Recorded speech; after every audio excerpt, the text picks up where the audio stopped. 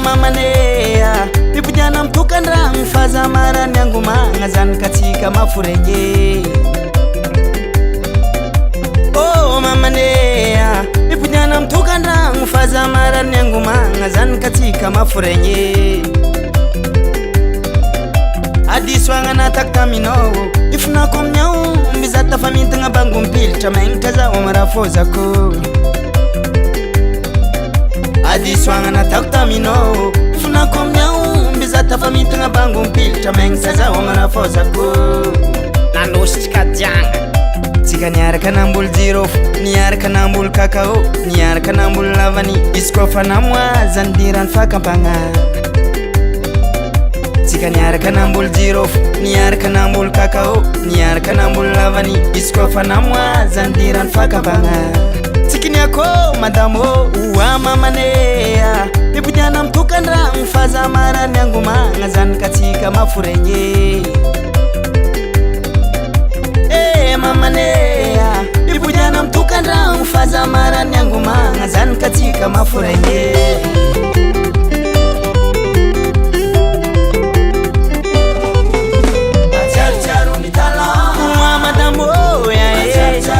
Pipujana mtukandra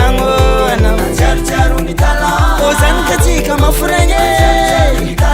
Atika niyara ntadivola Oja kumiyara msita kaze Tikine kuna mitanga mangu mpila te Zina noshtika janga Uwa madambo ya Pipujana mtukandra Mwana uwa madambo ya Nanked nangan ulfanyi ngarafoza kfo Zafatseh nganoki Tamtambezan kare Itunda sako umbi Mifuna za Siahanganoki Mama nzana kumala tekono Mipujana mtukandra Mufana ko tipudi za marare Marare Fana ko mipudi za shalame Auzani Oi Tato tipo diskoteme na Naftal nere toktam na zeu Yerkan ditskazera papane Ofnanzanzare na nakalefate Disuza mamane Au mtadiavnaza ngro Nda hipodi mtukandra nchika Nani nyena kwe Na minti nga bangu mpila ta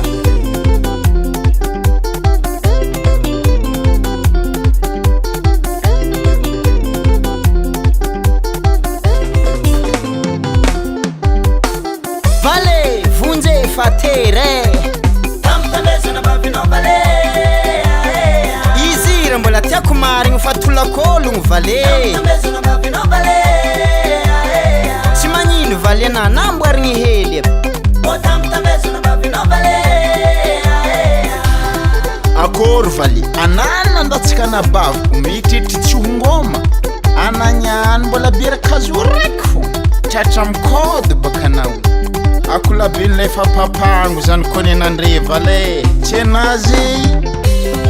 Res za vale Anamba za mtolu ngombu mande Akula ni lefa papangu vale Mararingo Ngoma mama zana kusawo Akula ni lefa papangu vale Mararingo Marari, marari Akula ni lefa papangu vale Mararingo Tikini yako Nangano na lange Manye kudishu za huwasu za Anarebu karanga taola nga fanituhi